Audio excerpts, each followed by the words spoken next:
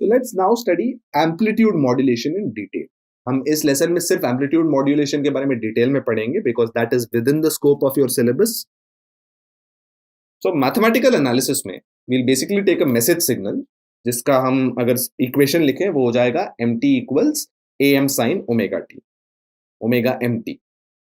Career wave भी एक sinusoid ही है और कैरियर वेव का इक्वेशन होगा C T equals A C sine omega C T.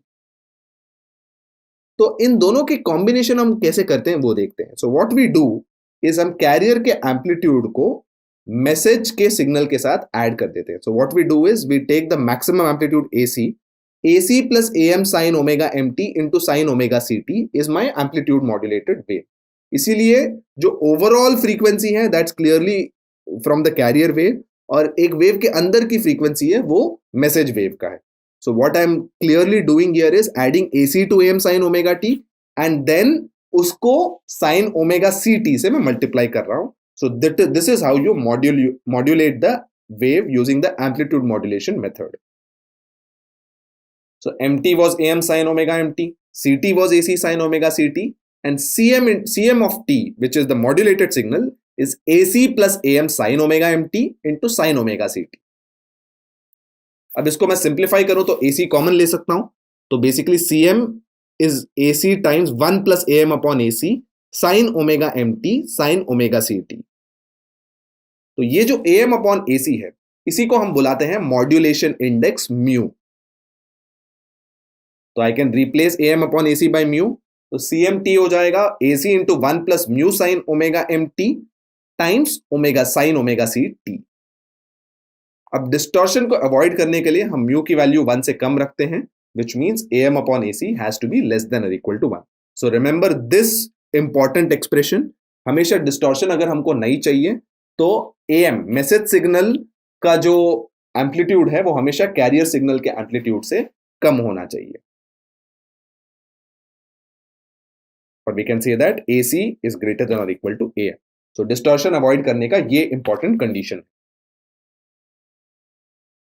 Now, if we further look at this expression, so AC 1 plus mu sin omega MT sin omega CT, ये मेरा modulated signal है। तो इसको मैं अगर expand करूं ये बन जाता है AC sin omega CT plus mu AC sin omega MT sin omega CT। अब इस इक्वेशन में sin omega MT sin omega CT ये sin A sin B के बराबर है। अब sin A sin B का हम एक्सप्रेशन जानते हैं। We know that sin A sin B होता है half of cos A minus B minus cos A plus B।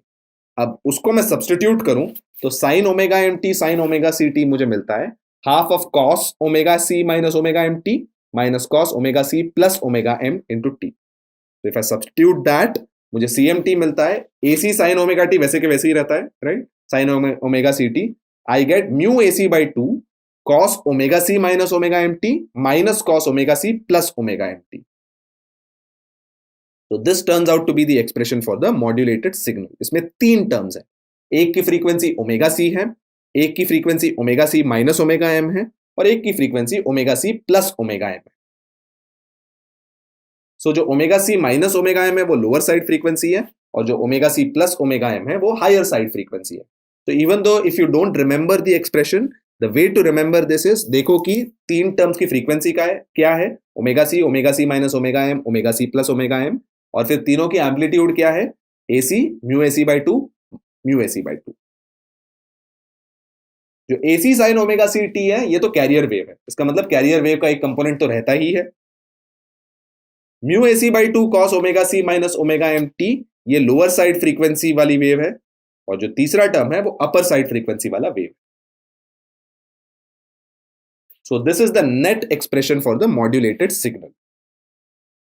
तो इसका मैं फ्रीक्वेंसी एम्पलीट्यूड वर्सेस ओमेगा अगर मैं प्लॉट करूं, इसका ग्राफ कुछ ऐसे आता है। So the central part is the carrier wave का फ्रीक्वेंसी, कैरियर वेव का amplitude, and the 2 side waves are the wave with lower side frequency and wave with upper side frequency का amplitude. तो ये AC है और बाकी दोनों mu AC by 2 है, और ये दोनों हैं उन्हीं को हम साइड बैंड बुलाते हैं। और जो डिफरेंस है लेफ्ट साइड और right side, left most side और राइट मोस्ट साइड की फ्रीक्वेंसी को, उसी को हम बैंडविड्थ बुलाते हैं।